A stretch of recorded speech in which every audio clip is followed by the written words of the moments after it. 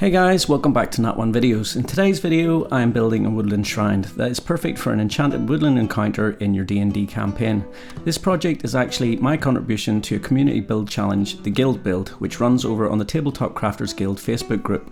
Each month the group is presented with a new theme and are invited to build a project inspired by that, but from their own perspective. The Guild Build is a challenge, not a competition, which I really love. I feel that it encourages crafters of all levels to get involved, and it gives us an opportunity to come together as a community, share ideas and see how creative and diverse the approaches are for the same theme. I feel that it encourages crafters of all levels to get involved, and it gives us an opportunity to come together as a community, share ideas and see just how creative and diverse the approaches are to the same theme. If you're a crafter and looking for communities to get involved with, then I highly recommend joining the Tabletop Crafters Guild on Facebook. It's such a welcoming group full of very creative and talented people willing to share their methods and give advice on how to achieve great results from your crafts. It has also been the place where I have met some of my best crafting friends over the last 2 years, and ultimately has resulted in me being involved with the Crazy Crafter live stream with Colin and Zane every Saturday, which is yet another great extension of that community and a fantastic place to find like-minded people who just love to make stuff. I'm going to leave links to both the Tabletop Crafters Guild and the Crazy Crafter livestream in the description below this video. Everyone is welcome. Please come and join and get involved with the challenges and share your work. If you're already a part of this awesome community, then please leave a comment below and let people know your positive experiences of being involved with the Tabletop Crafters Guild and the Crazy Crafter livestream. Also, if you contributed to the Woodland Shrine build, let me know what you thought of the theme and what your favourite aspects of the challenge were. This theme of the Woodland Shrine was actually generated by a vote over on the Crazy Crafter livestream at the end of the last guild build, with the final vote being cast by Ben Bressy, who had a choice between Stones and Bones and Woodland Shrine. I was very happy with that result because it gave me the perfect opportunity to build a project for one of my top tier Patreon members, Maria Hacker. In that top tier, one of the perks that I offer is that I will build something for you and send it out to you twice a year, and Maria had actually requested that I build her a woodland shrine. If you're interested in having me build something for you, then please take a moment to check out my Patreon page. I will leave a link in the description below this video so that you can check it out if you wish. Okay, so that's probably more than enough on the background of the Guild Build Challenge and how this project came together, so I should probably talk about my build for the challenge. As you have seen in the first portion of this video, I've used a lot of my favourite techniques for carving the foam and using bark for my rock textures, and you will also have seen that I printed a lovely dragon fountain as the centrepiece, and here's where I encountered my first problem. Well, that was an accident.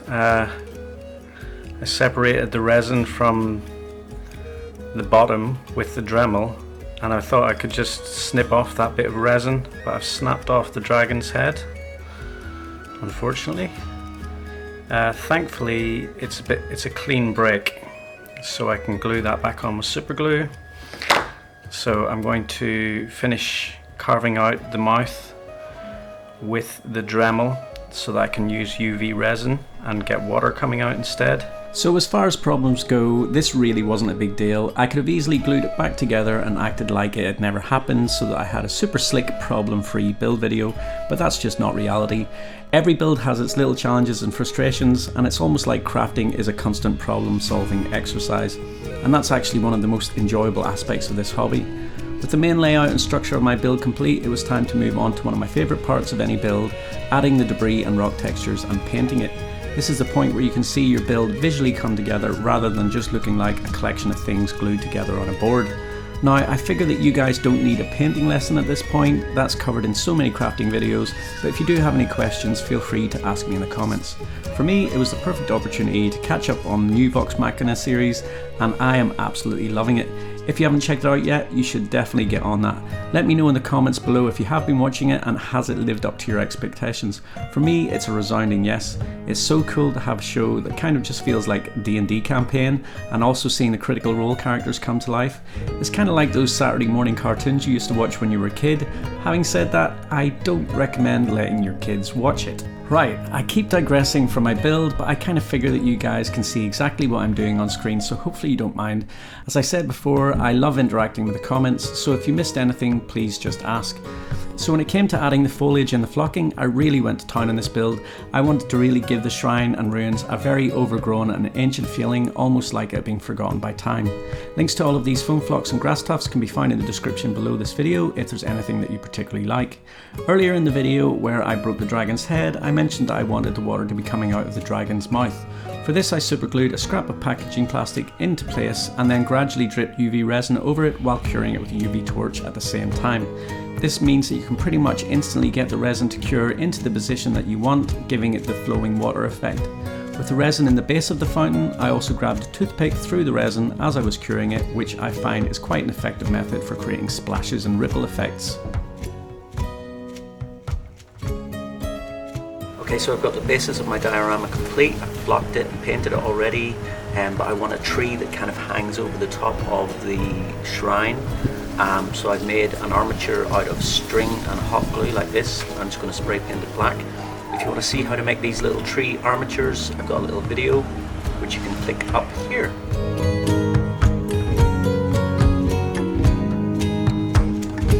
Okay, so I've got my armature ready, and if you did watch the hot glue string video, you would see that I basically glue on clump foliage for the canopy.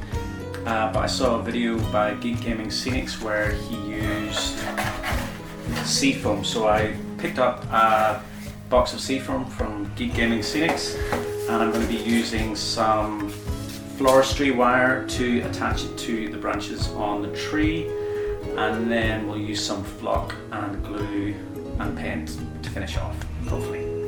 So this is actually quite a fiddly process, and the seafoam isn't exactly the most robust material. So alongside the floristry wire, I actually used some super glue and baking powder to fill the gaps and just make sure that it was all really secure before painting the trees. For painting the wood, I used a base coat of burnt umber followed by a good dry brushing of green grey. I also thought it would be a really great idea to include a shot of the back of my hand getting in the way for some reason. Anyway, for adding the foam flocks to the canopy, I actually used static grass glue. I find that it works really well for this kind of thing, but you can just use PVA glue if you want. I did also spray this all with a matte sealant afterwards just to give it added strength, but I forgot to film that. I was actually in a rush to get this all finished off for the guild build deadline, so I was still working on this right up until the Saturday night whenever I was hanging out with the gang last week over on Crazy Crafter livestream, and I know Colin was still trying to get his build finished off too at that point. Anyway, let's get on to the last few details of the build.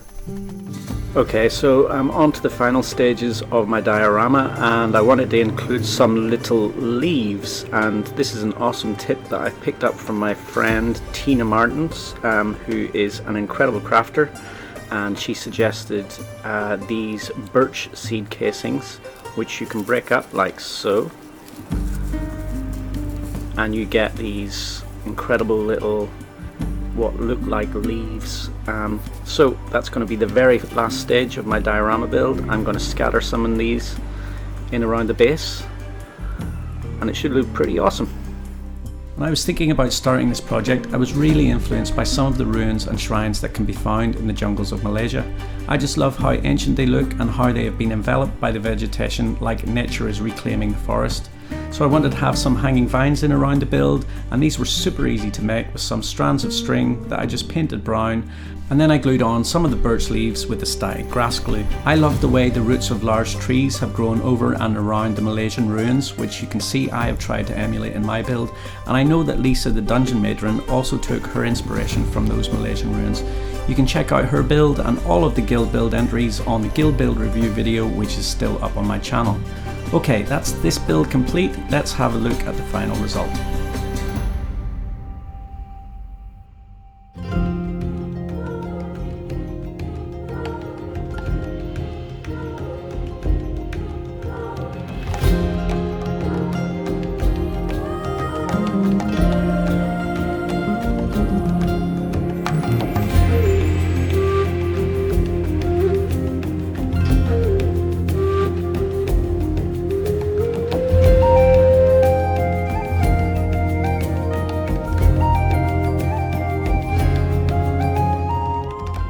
Okay guys, that's it for this week's video. I hope you enjoyed it. A massive thanks as always to my wonderful patrons who are a constant source of encouragement and support. Please hit the like button and leave a comment, and if you're new to the channel, please subscribe. If you like what I'm doing and would like to be part of the Nat 1 Videos family, please consider joining me on Patreon. I hope you all have a fantastic week and get some great crafting done.